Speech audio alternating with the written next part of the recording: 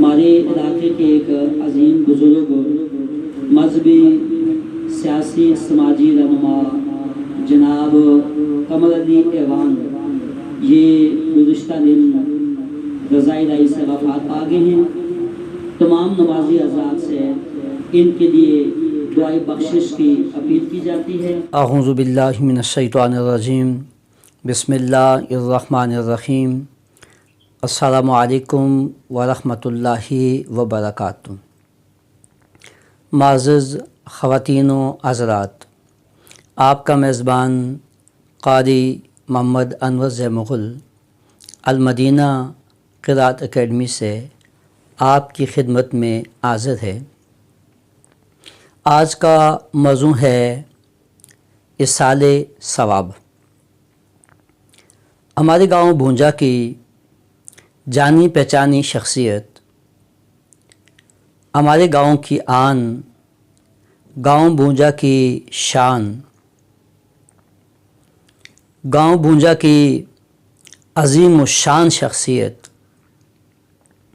سیاسی سماجی عظیم الشان رہنما، میری مراد جناب محترم ممبر قمر علی ایوان صاحب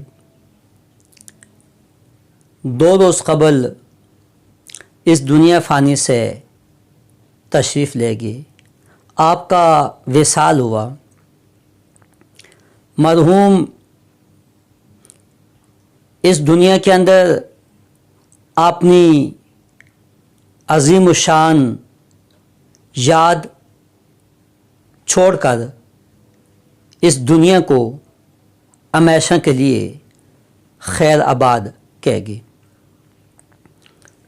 اللہ تبارک و تعالیٰ کی بارگاہ میں دعا ہے، اللہ کریم مرحوم کی کامل اکمل مکمل بخشش فرمائے۔ اہل خانہ کو، بالخصوص ان کے صاحبزادے کو، میرے بہت ہی پیارے مخلص بھائی کو جناب صداقت علی ایوان صاحب کو صبر کی توفیق عطا فرمائے۔ معزز سامعین، اِصال ثواب کا حکم اللہ تبارک و تعالیٰ کی ذات نے قرآن مجید کے اندر جا بجا حکم دیا ہے۔ احادیث متواترہ امام الاولین والآخرین صلی اللہ علیہ وآلہ وسلم نے بے شمار مقامات پر امت کی تعلیم فرماتے ہوئے اِصال ثواب کا حکم دیا۔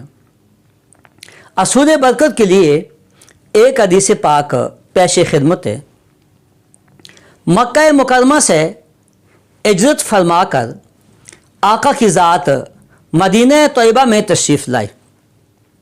مدینہ طیبہ کے اطراف سے اور مدینہ طیبہ والے بے شمار لوگ آپ علیہ الصلاۃ والسلام کی زیارت کے لیے تشریف لے کر آئے۔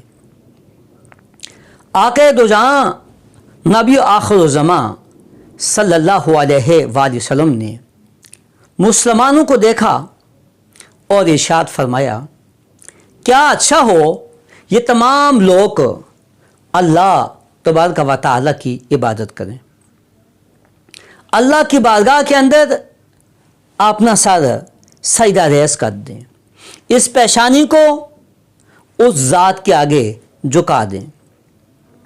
عبادت کے لیے مسجد کا ہونا بہت زیادہ لازم ہے۔ آقا دو جہاں علیہ الصلاۃ والسلام نے صحابہ کرام سے ارشاد فرمایا، اے میرے صحابہ، مسجد کا انتظام کیا جائے۔ معزز سامعین، صحابہ کرام نے مشاورت سے مسجد کی جگہ کا انتظام کیا۔ مدینہ طیبہ میں سے 2 بچوں کو لایا گیا، جو بچے اپنی مرضی سے، اپنی خواہش سے فی سبیل اللہ مسجد کے لیے جگہ دینے کے لیے تیار ہو گئے۔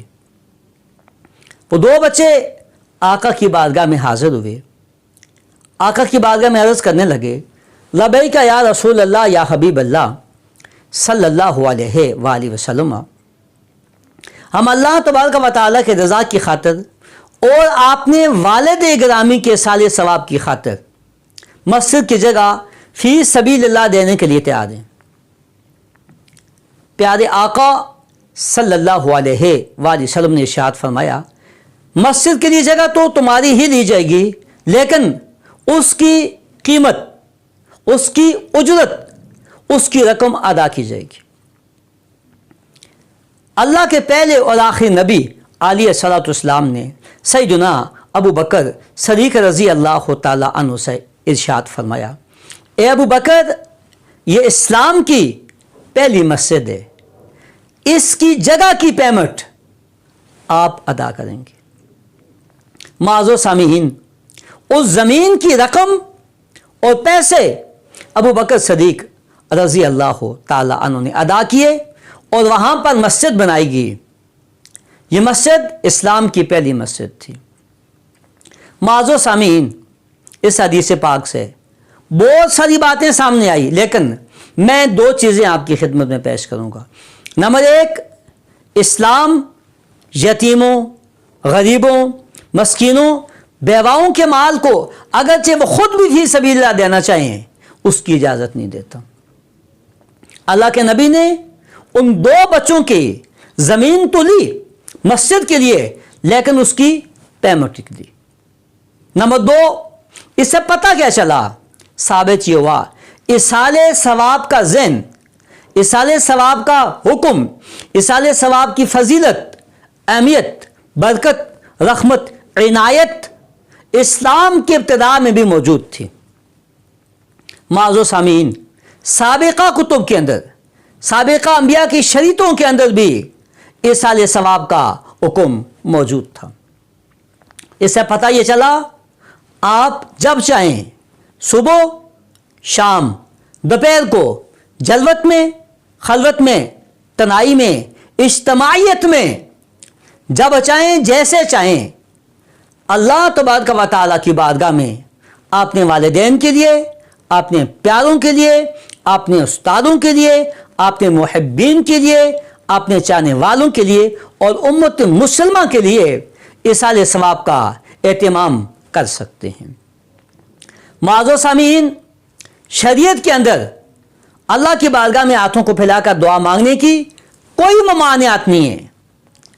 آپ صبح مانگیں، شام کو مانگیں، دن کو مانگیں، دوپہر کو مانگیں، فرض نماز سے پہلے مانگیں، بعد میں مانگیں، سنت سے پہلے مانگیں، بعد میں مانگیں، نماز جنازہ ادا کرنے سے پہلے مانگیں یا نماز جنازہ ادا کرنے کے بعد اجتماعی طور پر دعا مانگیں، میت کو قبر میں دفن کرنے کے بعد دعا مانگیں یا گھر آ کر مانگیں، جب چاہیں جیسے چاہیں مانگنا آپ کا کام ہے، التجا کرنی آپ کا کام ہے۔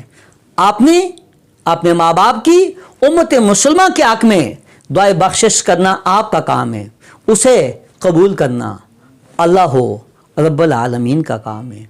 معزز سامعین، تمام چاہنے والوں سے، تمام محبین سے، تمام امت مسلمہ سے میں اپیل کرتا ہوں کہ ہمارے بزرگ مرحوم ممبر قمر علی ایوان کے لیے ایک مرتبہ سورۃ الفاتحہ، 3 مرتبہ سورہ اخلاص اول و آخر درود پاک پڑھ کر انہیں ایصال ثواب کریں۔